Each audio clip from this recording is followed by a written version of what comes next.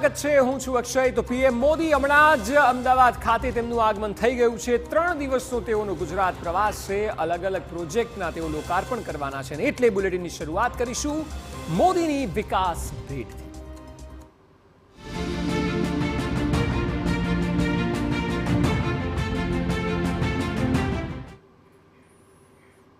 તો પીએમ મોદી વડસર પહોંચ્યા છે। વડસર એરફોર્સ સ્ટેશન ખાતે નવા ઓપરેશન કોમ્પ્લેક્સનું ઉદ્ઘાટન કરશે।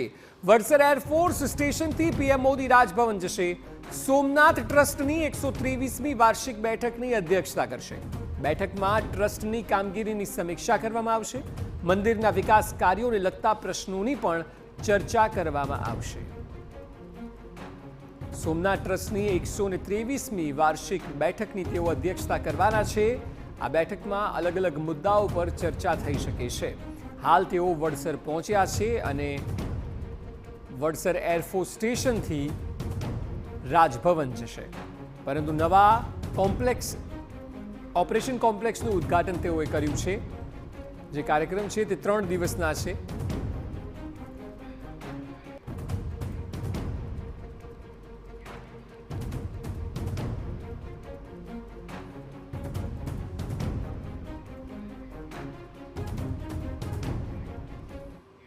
તો પીએમ મોદીના હવે પછીના જે કાર્યક્રમો છે તે કેવા રહેશે, તેમાં કયા કયા મુદ્દાઓ મહત્વના રહેશે, આ તમામ વિષય પર વધુ વાત કરવા માટે અમારી સાથે જોડાયા છે અમારા પોલિટિકલ એડિટર કિંજલ મિશ્રા। કિંજલ, સૌથી પહેલો સવાલ એ કે હવે પછીના કલાકો જે છે તેમના કેવા રહેશે, કઈ કઈ મુલાકાતો મહત્વની અને કયા મુદ્દાઓ? જે રીતે વડાપ્રધાનની ગુજરાતની મુલાકાત છે તે રાજનીતિક રીતે ખૂબ જ મહત્વની છે। તેનું કારણ છે કે છેલ્લા 3 મહિનાના જો ઘટનાક્રમની વાત કરવામાં આવે તો એ આખરે સુરતની ઘટના હોય તો પણ, કચ્છની જે રોગચાળાની વાત હોય તો પણ, વડોદરાની અંદર માનવ સર્જિત પૂરની સ્થિતિના આક્ષેપો હોય તો પણ, તો આ જે તમામ વસ્તુઓ છે આ તમામ વસ્તુઓના એક રાજકારણની અંદર કહેવામાં આવતું હોય છે કે હંમેશા એક સંકેતો હોય છે તે આપવામાં આવતા હોય છે। અને જે પ્રકારની સ્થિતિ છે વડાપ્રધાનની જો વાત કરવામાં આવે તો ગુજરાતની એ તેમની કર્મભૂમિ રહી છે, ત્યારે જે કાર્યક્રમો છે કાર્યક્રમોની અંદર જે તે રિન્યુએબલ એનર્જીની વાત કરવામાં આવે તો સોલારને લઈ અને જે વાત હંમેશાથી વડાપ્રધાન કરતા હતા, ફરી એક વખતે વાઇબ્રન્ટ સમિટની વાત કરવામાં આવે, G20ની વાત કરવામાં આવે ને ત્યારબાદ રિન્યુએબલ એનર્જીની પણ સમિટ ગુજરાતમાં થવા જઈ રહી છે। એટલે કે આર્થિક દ્રષ્ટિએ ઇન્વેસ્ટમેન્ટની રીતે ગુજરાત કેટલું દેશમાં અને આંતરરાષ્ટ્રીય રીતે મહત્વપૂર્ણ છે તે સાબિત કરવાનો પ્રયત્ન છે।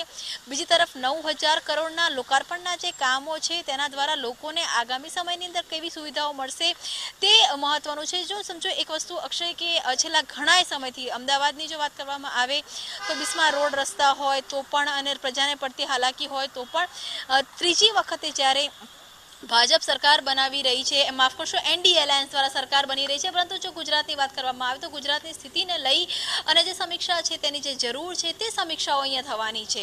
સમય ભલે નક્કી કરવામાં ન આવ્યો હોય, કેમ કે આજે જે વડસરની મુલાકાત હતી જે છેલ્લા ઘણા વખતથી એવું માનવામાં આવતું હતું, ગઈકાલથી ત્યાં સુધીના શેડ્યુલની અંદર અનેક વખત આ મુલાકાત રદ થઈ, પછી રિશેડ્યુલ થઈ, પરંતુ આખરે વડાપ્રધાન બાય રોડ વડસર ગયા છે। એરફોર્સ સ્ટેશનમાં કેટલાક જે પ્રોજેક્ટ છે તેની સમીક્ષા છે તે કરવાના છે ને ત્યારબાદ સોમનાથ ટ્રસ્ટની જે બેઠક છે તે થવામાં છે। માનવામાં આવી રહ્યું છે કે સોમનાથ ટ્રસ્ટની બેઠકની અંદર પણ મંદિરના જે વિકાસ કાર્યો છે, મંદિર પરિસરની આસપાસના જે વિકાસ કાર્યો છે તેની જે ચર્ચા છે તે કરવામાં આવશે, કેટલાક મહત્વના નિર્ણય લેવામાં આવશે અને ત્યારબાદ આવતીકાલના દિવસભરની અંદર જો વાત કરવામાં આવે, કેમ કે આવતીકાલનું રાત્રિ રોકાણ પણ વડાપ્રધાનનું રાજભવન ખાતે છે, જ્યારે કે જે કાર્યક્રમ છે જીએમડીસી ખાતે તે 6 વાગે પૂર્ણ થઈ રહ્યો છે। તો એ સમય દરમિયાન સરકારના અધિકારીઓ સાથે, સરકારના મંત્રીઓ સાથે, ખુદ મુખ્યપ્રધાન સાથે બેઠકનો જે દોર છે તે ચાલી શકે છે। તેની સાથે જે સંગઠનને લઈને પણ જે ગતિવિધિઓ છે તેનાથી વડાપ્રધાન વાકેફ થશે અને તેની સાથે જેવું માનવામાં આવી રહ્યું છે કે